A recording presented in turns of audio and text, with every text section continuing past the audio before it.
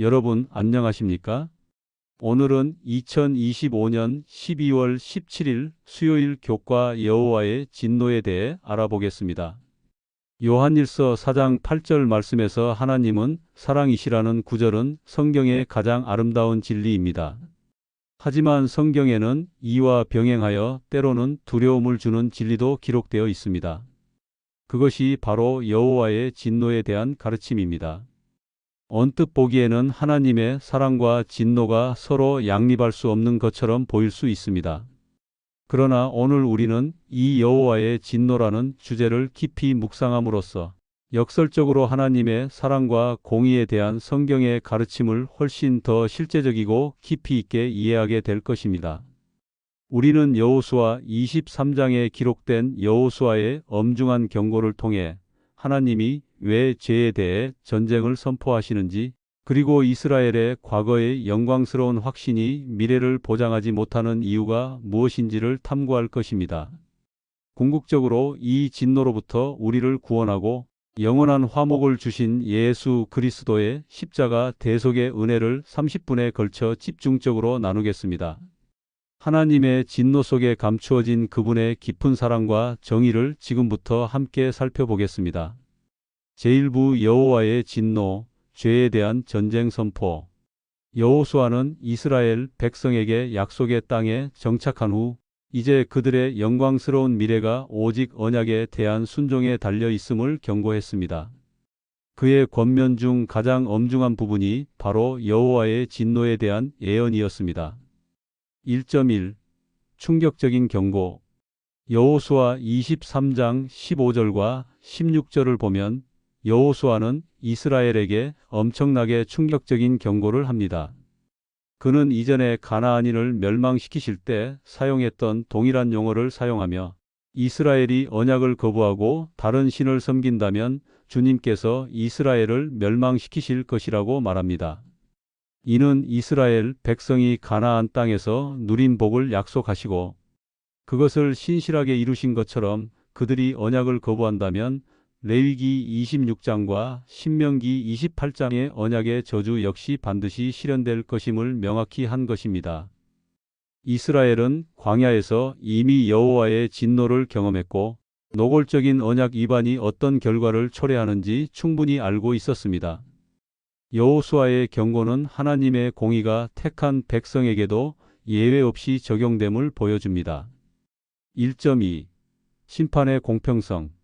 우리는 이스라엘이 가나안인을 멸망시킨 것을 그들의 특별한 공로로 착각해서는 안 됩니다. 이스라엘은 거룩한 전쟁에 참여하였다고 해서 거룩하게 되었거나 특별한 공로를 얻은 것이 아닙니다. 그들은 단지 하나님의 심판에 동참한 도구였습니다. 교과가 강조하듯이 그들이 심판에 동참한 것은 훗날 이방 민족이 택하신 이스라엘을 심판하기 위한 여호와의 심판의 도구가 된 것과 다를 바가 없습니다. 이는 여호와께서 궁극적으로 온 땅의 심판자이시며 죄가 어디에서 발견되든지 그분은 죄에 대해 전쟁을 선포하신다는 사실을 분명히 보여줍니다. 제2부 진노의 본질, 거룩함과 정의의 옹호. 하나님의 진노는 인간적인 감정과는 본질적으로 다릅니다. 2.1. 사랑과 진노의 양립. 출애굽기 34장 6절과 미가 7장 18절에서 성경 말씀은 하나님을 사랑하시고 인자하시며 오래 참으시고 기꺼이 용서하시는 분으로 묘사합니다. 그렇다면 왜 진노가 필요할까요? 죄로 물든 세상에서 주님의 진노는 죄와 악을 마주할 때 그분의 거룩하심과 의로우심을 보이시는 것입니다. 만약 하나님이 죄악이 가득한 세상에 대해 아무런 반응도 보이지 않으신다면 그것은 그분의 거룩하심과 정의가 없다는 것을 의미할 것입니다.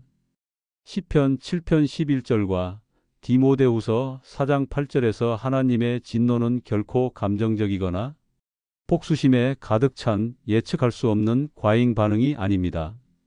그분은 우주 만물의 의로우신 심판자이며 정의의 대원칙을 옹호하시는 분이심을 진노를 통해 드러내십니다. 그분의 진노는 우주의 도덕적 질서를 유지하기 위한 필수적인 공의의 발현입니다. 2.2. 이스라엘의 선택. 여호수아의 경고는 이스라엘에게 선택의 갈림길을 제시했습니다.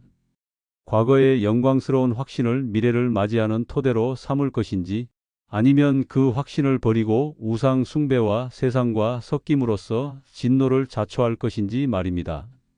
영감의 교훈은 오늘날 우리에게도 경고합니다. 이 마지막 날에 하나님의 이스라엘은 세상과 섞여서 하나님의 택한 백성으로서의 모든 특성을 잃어버릴 위험을 끊임없이 안고 있습니다. 우리는 고대 이스라엘처럼 그분을 경록해 할 것인지, 아니면 말씀에 순종하여 그분의 은혜 안에 거할 것인지 매일 선택해야 합니다. 제3부 그리스도의 중재 진노를 대신 지시다. 이 엄중한 진노의 개념이 우리에게 희망이 될 수 있는 유일한 이유가 있습니다. 바로 예수 그리스도의 십자가 대속입니다. 신약 성경은 분명하게 가르칩니다. 1. 화목하게 하심. 고린도후서 5장 21절은 하나님이 죄를 알지도 못하신 이를 우리를 대신하여 죄로 삼으신 것은 이라고 선포합니다. 로마서 5장 10절은 예수 그리스도께서 우리를 대신해 죄가 되셨고 그분의 죽으심으로 말미암아 우리가 하나님과 화목하게 되었다는 것입니다. 2. 진노의 면제. 요한복음 3장 36절과 데살로니가전서 1장 10절은 그분을 믿는 자는 누구든지 하나님의 진노를 받지 않을 것이라고 확증합니다. 그리스도께서 십자가에서 온 인류의 죄의 형벌, 즉 아버지의 진노를 대신 짊어지셨기 때문입니다. 예수 그리스도의 십자가는 하나님의 사랑과 진노가 만나는 지점입니다.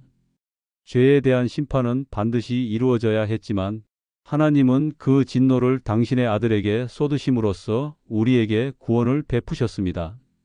오직 예수 그리스도를 믿는 믿음 안에서만 우리는 이 공의의 진노로부터 영원히 벗어나게 됩니다. 제4부 실생활 적용, 경계와 겸손의 자세. 4.1. 공로가 아닌 은혜. 이스라엘이 거룩한 전쟁에 참여했다고 특별한 공로를 얻은 것이 아니었듯이 우리도 믿음을 가지면서 어떤 자세를 견지해야 할까요? 우리는 교회 활동 참여, 선한 봉사, 심지어 안식일을 지키는 행위 등 그 어떤 것도 공로로 여기지 않아야 합니다. 오직 예수 그리스도의 십자가 대속만이 우리의 구원의 유일한 근거임을 확신하고 겸손하고 감사하는 자세로 순종해야 합니다. 우리의 구원은 우리의 행위가 아닌 전적인 하나님의 은혜입니다. 4.2. 세상과의 분리 경계. 우리는 주님의 분명한 경고에 귀 기울일 수 있는 마음을 구해야 합니다. 주님의 부르심을 받고도 세상살이에 무디어져 어느새 세상으로 기울고 있다면 용서해 주시기를 구하고 마음을 새롭게 해야 합니다. 하나님의 택한 백성으로서의 특성을 잃어버리고 세상과 섞이는 것은 고대 이스라엘이 그분의 진노를 자초했던 방식입니다. 우리는 안식일, 건강개혁, 정직함 등 모든 영역에서 세속화의 물결을 경계해야 합니다. 4.3. TMI와 경고의 복음. 총체적 온 교인 참여 활동을 통해 우리는 이웃들에게 복음을 전합니다. 이때 우리는 하나님의 사랑뿐만 아니라 다가오는 심판에 대한 분명한 경고도 함께 전달하는 균형 잡힌 복음을 전해야 합니다. 세상 사람들에게 죄에 대한 하나님의 태도를 이해시키고 예수 그리스도 안에 있는 유일한 피난처로 인도하는 것이 우리의 사명입니다. 사랑하는 시청자 여러분, 하나님의 진노는 그분의 사랑이 얼마나 크고 거룩하신지를 역설적으로 보여줍니다. 죄와 악을 용납하지 않으시는 그분의 공의로움이 없다면 우주의 질서는 무너질 것입니다.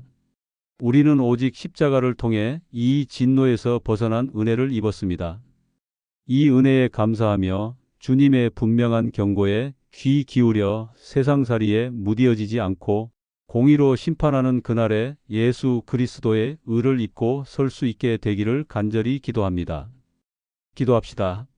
저희의 죄를 대신 짊어지시고 하나님의 진노로부터 구원해 주신 예수 그리스도의 은혜에 감사합니다. 저희가 세상과 섞여 주님의 진노를 자초하는 어리석음을 범하지 않게 하옵소서. 날마다 마음을 새롭게 하여 주님의 거룩하심과 정의를 세상에 증거하는 충성된 백성이 되게 하옵소서. 예수 그리스도의 이름으로 간절히 기도합니다. 아멘. 다음 주에도 이어질 구약의 깊은 진리를 함께 연구하고 싶으시다면 구독과 알림 설정 잊지 마세요. 시청해 주셔서 감사합니다.